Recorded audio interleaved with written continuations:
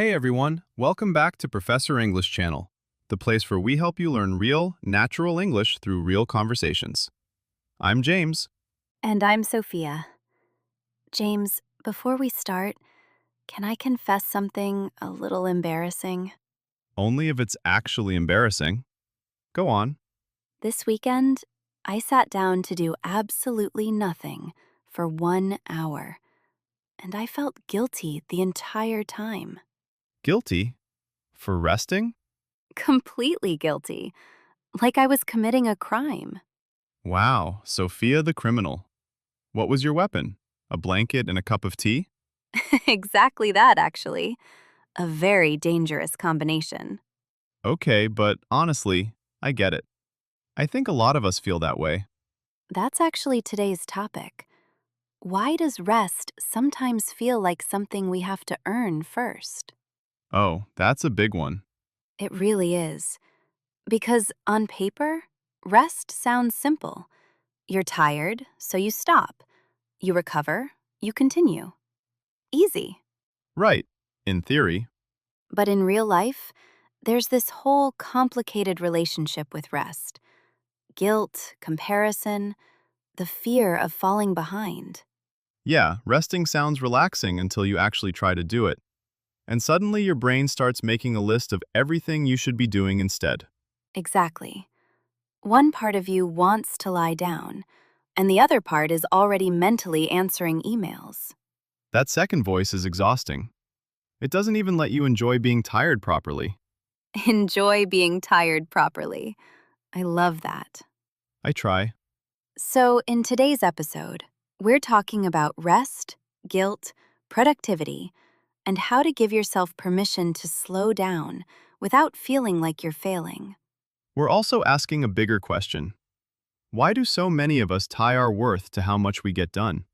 And we're doing this in B1 to B2 level English. So, some of today's vocabulary might be a little more advanced. But don't worry. If you miss a word here or there, that's completely fine. Just keep listening, follow the conversation, and let the meaning come to you naturally. And later, stick around for our word tour segment, where we break down some of the useful words and phrases from today's chat. Yes, and if this kind of honest, real-life English conversation is useful for you, hit like, subscribe, and become part of the Professor English channel community. We'd love to know where you're listening from today. So drop your city or country in the comments. It's always amazing to see how far this reaches. And here's something to think about while you listen. Do you rest when you're tired, or do you wait until you're completely exhausted before you allow yourself to stop? Keep that question in mind. All right. Let's get into it. So, James, tell me honestly, when you sit down to relax, do you actually relax? Almost never, no. I sit down, and within about 90 seconds, my brain says, shouldn't you be doing something useful right now? 90 seconds? You've timed it? Roughly, yes. It's a very reliable internal alarm. Okay. But where do you think that voice actually comes from? Honestly, I think it started a long time ago. I think a lot of us were taught, maybe without anyone saying it directly, that being busy equals being valuable. Yes, that idea sneaks in early. Like, when you were a kid, was rest something that had to be earned in your house? Oh, completely. In my family, you didn't get to relax until the chores were done, the homework was done, everything was done.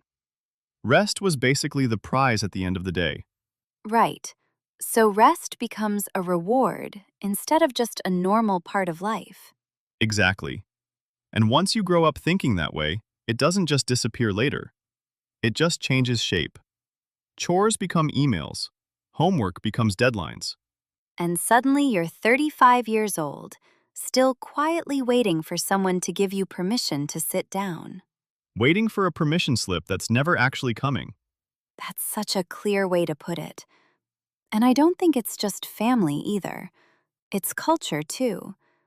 There's this idea floating around that rest is basically laziness wearing a nicer outfit. Oh, that's a good line. Thank you. I've been saving it. But yeah, you're right. Somewhere along the way, busy became a badge of honor. People say, I'm so busy, almost proudly, like it proves something. It's treated like evidence, evidence that you matter, that you're important, that your life has value. And if you're not busy, there's this quiet fear that maybe you're falling behind everyone else. Yes, and that fear is loud even when nobody says it out loud. Right. Nobody sends you a message saying, you must suffer to be worthy. It's more subtle than that. It shows up in small comments. Wow, you have so much free time. Said in a tone that doesn't sound like a compliment at all. Oh, I know that tone. That tone could cut glass. It really could. Can I try a comparison here? Please, go for it. I think a lot of us are like a garden that's never allowed a winter. Ooh, keep going. A garden needs a quiet season, a time when nothing looks like it's growing. But that quiet season is exactly what makes the next season possible. Right. The soil is resting, but it's not really doing nothing. It's preparing. Exactly. But we treat ourselves like we're supposed to be blooming all year round. No winter allowed. Just constant flowers, constant fruit, constant output. And when there's no winter, eventually the soil just gives out. Yes, it gets tired in a way that flowers can't fix anymore. That's basically burnout, isn't it? That's exactly burnout. Burnout is a state of complete exhaustion, physically and mentally, usually from working too hard for too long without a real break. And it doesn't arrive suddenly. It builds slowly, like a garden losing its winter, season after season, until there's nothing left to grow from. Actually, I have a pretty honest story about this if you want to hear it. Always. So, a few years ago, I was working 2 jobs, plus trying to build a small side project on weekends. I told myself it was temporary, just for a while. How long was a while exactly? About 2 years, if I'm being honest. That's not exactly temporary, James. No, it really wasn't. And I was proud of it, too. I used to joke that I'd sleep when I was dead. Oh no. Oh, yes, very dramatic. Anyway, one day I was sitting at my desk, and I literally could not read a simple sentence. My eyes were moving across the page, but nothing was going in. That sounds terrifying. It was strange more than terrifying at first, but then my body basically forced me to stop. I got properly sick, and I was stuck in bed for almost 2 weeks. Wow. And lying there, unable to do anything, I kept thinking, this is so unfair. I don't have time for this. As if my body was supposed to check my calendar first. Excuse me, is now a convenient time for you to collapse? Exactly. But really, that's when it hit me. I wasn't running my life anymore. I was just running on empty and pretending that counted as living. Running on empty is such an accurate phrase for that. Like a car with the fuel light on, just hoping it'll somehow keep going anyway. Exactly that feeling. And the scary part is, from the outside, everything looked fine. Good job, busy schedule, nice photos online. Nobody could see the fuel light was on. That's the tricky part about burnout. It doesn't always look dramatic from the outside. No, it just looks like a normal, productive life. Right up until it doesn't. Okay, but I want to push back gently on something here. Because I don't want this episode to sound like cancel every plan and move into a hammock permanently. Please don't do that. If you buy a hammock today because of this episode, that's completely on you. We take zero responsibility for hammock purchases. Zero. Although, respect, honestly. A little respect, sure. But seriously, there's a difference between resting and just avoiding your life completely. What do you mean? Well, sometimes what looks like rest is actually escape. Like endlessly scrolling your phone until 2 in the morning, not because it feels good, but because you don't want to face something. Ah, yes. Numbing, not resting. Exactly.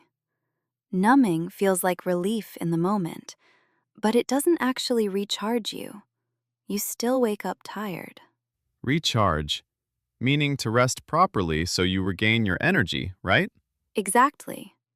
Real rest should leave you with more energy, or at least more peace than before.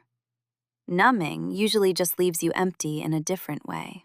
So the real question isn't just, am I resting? It's, is this actually restoring me? Or am I just hiding? Yes, and that's an uncomfortable question to ask honestly. Very uncomfortable. Because nobody wants to admit, actually, I've just been hiding from my own life for the last 6 hours. 6 very specific hours. Purely hypothetical, of course. Of course, purely. But here's a thought. Is guilt about resting always a bad thing? Interesting question. What do you mean? Well, sometimes that little uncomfortable feeling is your body telling you something true. Like, hey, you actually do have an urgent deadline tomorrow.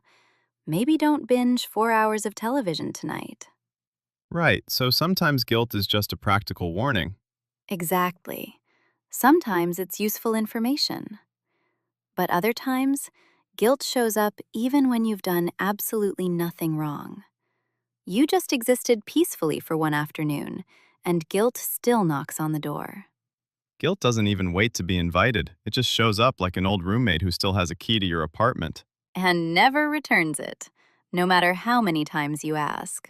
Never. Guilt just lets itself in, sits on your couch, and starts commenting on how messy your life looks. Interesting choices you've made today, says guilt, uninvited, judging your snack selection. Exactly that energy.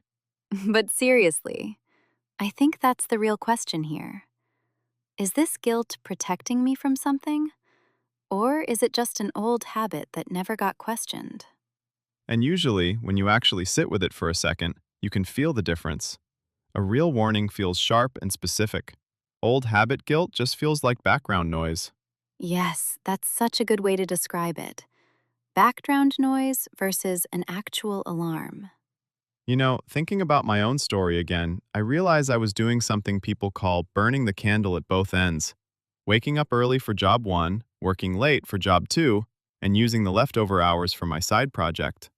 Burning the candle at both ends, meaning working from early morning until late at night, using up all your energy from both directions. Exactly. And a candle burning from both ends doesn't last longer, it just disappears twice as fast. That's such a strong image, actually. It looks impressive for a while, this glowing, busy candle, right up until there's nothing left. Right, and nobody warns you how sudden the ending feels. One moment you're glowing, the next moment you're just wax on a table. Very poetic. Wax on a table. I contain multitudes, Sophia. So, after everything you went through, how did you actually recover? Practically, what changed? Honestly, the biggest shift was learning to cut myself some slack. Meaning, To cut yourself some slack means to stop being so harsh or critical with yourself, to allow some room for mistakes or rest without immediately judging yourself for it. I like that phrase. It sounds like giving yourself a little extra rope instead of pulling everything tight all the time. That's actually a great way to think about it. For years, I judged rest like it was a character flaw. Cutting myself some slack meant treating myself the way I'd treat a tired friend, with a bit of patience. Would you have told a tired friend to push through and skip sleep for 2 years? Absolutely not. I would have told them to sit down immediately. So, why was the standard so different for yourself? Honestly, that's a very good question, and slightly annoying that you asked it so directly. I try. For me, the hard part isn't necessarily starting to rest. It's actually being able to unwind once I sit down. Unwind, meaning to slowly relax after being stressed or busy, right? Exactly. Like slowly loosening a tight knot. But my brain doesn't loosen that easily. It just switches from work mode to worry about work mode. Same channel, different show. Basically, yes. I used to think something was wrong with me because I couldn't unwind in 5 minutes, like people in advertisements, sipping tea by a window looking peaceful. Nobody unwinds that fast in real life. That's an ad, not a documentary. True. For me, it actually takes a while. Maybe a slow walk, or just sitting quietly without my phone for 20 minutes before my mind actually settles. That sounds completely normal to me. Unwinding isn't a switch, it's more like a process. Yes, and I had to stop being so impatient with my own process. It's funny, we spend so much energy trying to justify rest to other people or even just to ourselves. To justify, meaning to give a reason that makes something seem acceptable or reasonable. Right, like we need a receipt. I'm allowed to rest today because I finished this task, or because I woke up early, or because tomorrow I'll work extra hard to make up for it. Oh, I do that constantly. I basically negotiate with myself before I'm allowed to relax. Like resting is a court case, and you're your own lawyer. Your Honor, in defense of this nap, Case closed, nap approved. but really, why do we need so much justification just to exist without producing something? I think because somewhere inside, a lot of us still believe rest has to be earned before it's allowed. Which brings us right back to where we started. Exactly. Full circle. So, okay, if the answer isn't work forever, and it isn't rest forever either, where does that leave us? I think it leaves us somewhere in the middle, which is honestly less exciting to say, but probably more true. The unglamorous middle. The very unglamorous middle. I think the goal is learning to pace yourself. Pace yourself, meaning to do things at a steady, sustainable speed instead of rushing everything at once and crashing later. Exactly. Like running a marathon instead of sprinting the first 100 meters and then collapsing. Which, let's be honest, is basically how a lot of us live our entire 20s. Sprint, collapse, repeat. Sprint, collapse, repeat. That should be on a t shirt. I'd wear it, honestly. But pacing yourself also means trusting that if you do fall behind or things don't go perfectly, you can still bounce back. Bounce back, meaning to recover fairly quickly after a hard time or a setback. Right. And I think a lot of the fear around rest is actually a fear that we won't bounce back.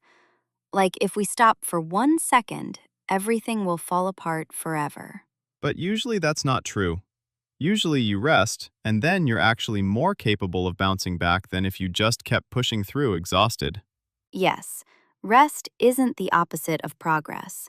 Sometimes it's the thing that actually makes progress possible again.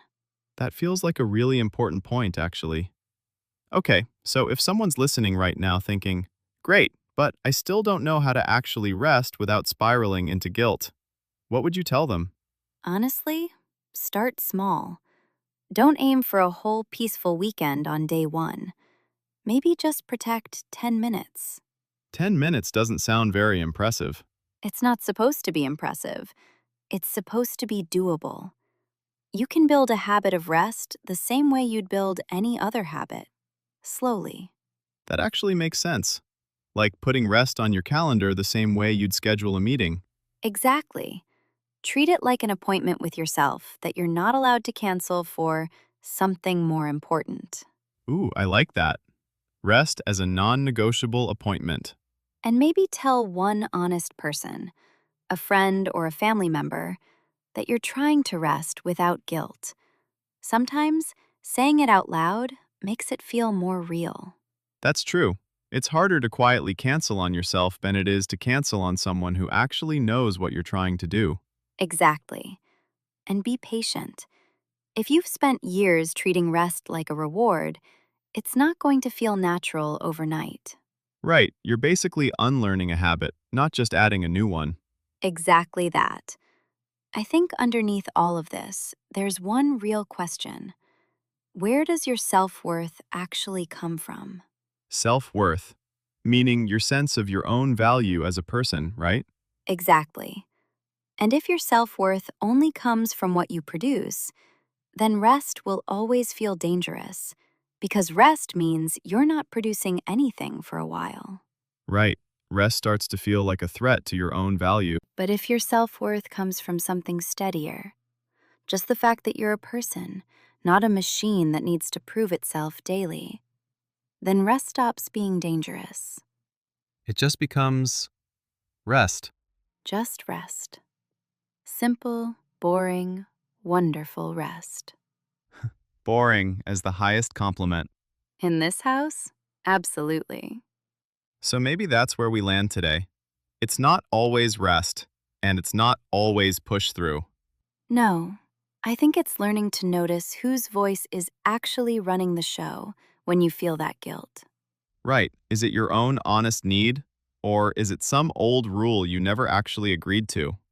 A rule from a parent, a boss, a culture that treats exhaustion like a trophy. Exactly. And once you notice that, you get to choose. You get to decide what rest actually means for you. Not earned, not a reward, just allowed. Just allowed. I like that. All right, let's slow down for a moment and look at some of the useful words and phrases from today's chat. Yes, because today gave us a lot of really practical vocabulary for talking about rest, energy, and how you treat yourself. Let's start with a word we used earlier when we talked about gardens and winter: burnout. Burnout is a state of complete physical and mental exhaustion, usually caused by working too hard for too long without enough rest. For example, after months of overtime, she finally reached burnout and had to take a break. Or, ignoring the small warning signs can eventually lead to full burnout. Repeat, burnout. Burnout. Next, a phrase for when you have nothing left to give. Run on empty. To run on empty means to keep going even though you have no energy or motivation left, like a car with no fuel. For example, he'd been running on empty for weeks, but kept telling everyone he was fine. Or, you can't run on empty forever. Eventually, something has to give. Repeat, run on empty. Run on empty. Next, a word we use a lot around here: recharge. To recharge means to rest so that you regain your energy, just like charging a phone battery. For example, she took the weekend off to recharge before a busy week ahead. Or, sometimes just one quiet hour is enough to recharge completely. Repeat, recharge. Recharge. Next, a vivid old idiom about working too much. Burn the candle at both ends. To burn the candle at both ends means to work or stay busy from early morning until late at night, using up all your energy. For example, he was burning the candle at both ends, studying all night and working all day. Or, you can burn the candle at both ends for a while, but not forever. Repeat, burn the candle at both ends. Burn the candle at both ends. Next, a kind phrase for how to treat yourself: cut yourself some slack. To cut yourself some slack means to stop being so harsh or critical toward yourself, and to allow some room for mistakes or rest. For example, you did your best today, so cut yourself some slack. Or, learning to cut yourself some slack is harder than it sounds. Repeat, cut yourself some slack. Cut yourself some slack. Next, a gentle word for relaxing slowly. Unwind. To unwind means to slowly relax after a period of stress or hard work. For example, she likes to unwind with a book after a long day. Or, it took him a while to unwind after such a stressful week. Repeat, unwind. Unwind. Next, a word about needing a reason before you allow yourself something: justify. To justify means to give a reason that makes something seem acceptable or reasonable. For example, he tried to justify skipping his lunch break by saying he was too busy. Or, you don't always need to justify your rest to anyone. Repeat, justify. Justify. Next, a phrase about steady progress. Pace yourself. To pace yourself means to do something at a steady, sustainable speed, instead of rushing everything and exhausting yourself too soon. For example, the coach reminded the runners to pace themselves at the start of the race. Or, If you pace yourself at work, you're much less likely to burn out later. Repeat. Pace yourself. Pace yourself. Next, a phrase about recovering well. Bounce back. To bounce back means to recover fairly quickly after a difficult time or a setback. For example, after a tough month at work, she managed to bounce back with a clear head. Or, resting properly actually helps you bounce back faster in the long run. Repeat. Bounce back. Bounce back. And finally, a deeper word to end on. Self-worth. Self-worth means your sense of your own value as a person, separate from what you achieve or produce. For example, he slowly learned to build his self-worth on more than just his job title. Or, true self-worth doesn't disappear just because you took a day off. Repeat. Self-worth. Self-worth. And those were today's Word Tour words and phrases.